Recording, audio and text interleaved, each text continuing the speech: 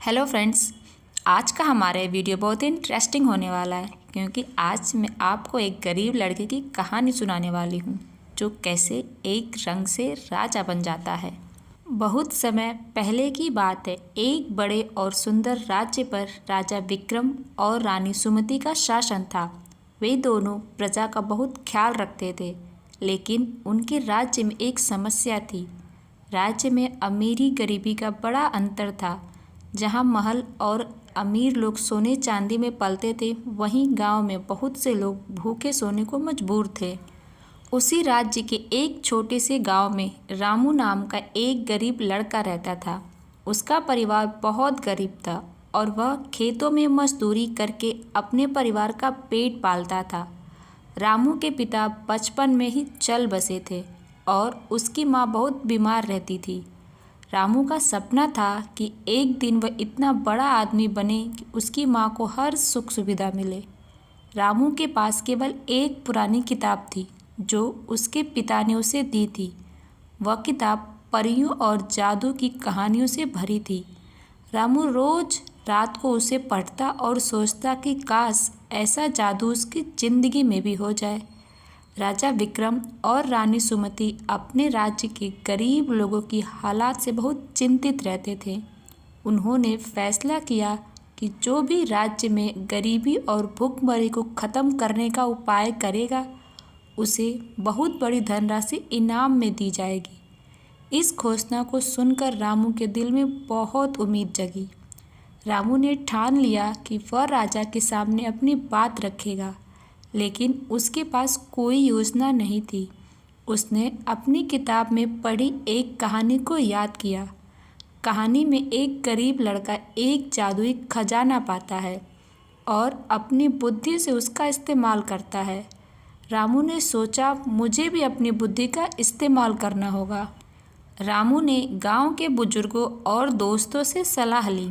सभी ने कहा कि राजा के सामने जाना आसान नहीं है, लेकिन रामू ने हार नहीं मानी। उसने कई दिनों तक मेहनत की और गांव के छोटे छोटे कामों को सुधारने की योजना बनाई। उसने अपने खेतों में एक नई तकनीकी से फसल उगाई, जिससे पैदावार बढ़ गई। कुछ महीनों की मेहनत के बाद रामू ने अपने विचार और अपनी योजनाओं को तैयार किया। वह राजा के दरबार में पहुंच गया।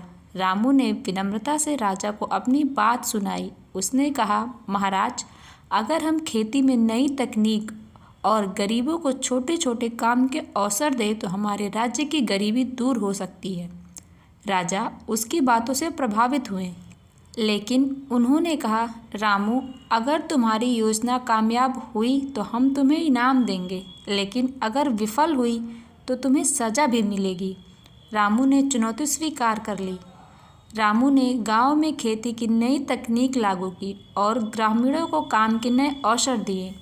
धीरे धीरे उसकी योजना सफल होने लगी। फसलें पहले से ज़्यादा होने लगी और गांव में खुशहाली लौटने लगी। राजा को जब इस सफलता के बारे में पता चला तो उन्होंने रामू को महल में बुलाया। राजा ने रामू को अपनी सफलता के लिए इनाम दिया। रामू को सोने चांदी और एक बड़ा घर दिया, लेकिन रामू ने कहा, महाराज, यह सब मैं अकेले नहीं कर सकता था। यह सफलता पूरे गांव की मेहनत है। राजा रामू की ईमानदारी से बहुत खुश हुए और उसे राज्य का प्रमुख सलाहकार बना दिया। रामू अब राजा के साथ मिलकर पूरे राज्य में विकास के काम करने लगा। उसने कई गांव में नई तकनीकें लागू की और गरीबों को रोजगार दिया। उसकी माँ अब खुशी खुशी जीवन जी रही थी। रामू ने अपने जीवन में यह साबित कर दिया कि मेहनत और ईमानदारी से सब कुछ संभव है। इस कहानी से यह सीख मिलती है कि चाहे जीवन कितना भी कठिन क्यों न हो, अगर हम मेहनत और ईमानदारी और धैर्य से काम करें तो हमें सफलता ज़रूर मिलती है। फ्रेंड्स, अगर आपको मेरा ये वीडियो पसंद आए तो प्लीज़ मेरे वीडियो को लाइक करें, मेरे चैनल को सब्सक्राइब करें और कमेंट करें।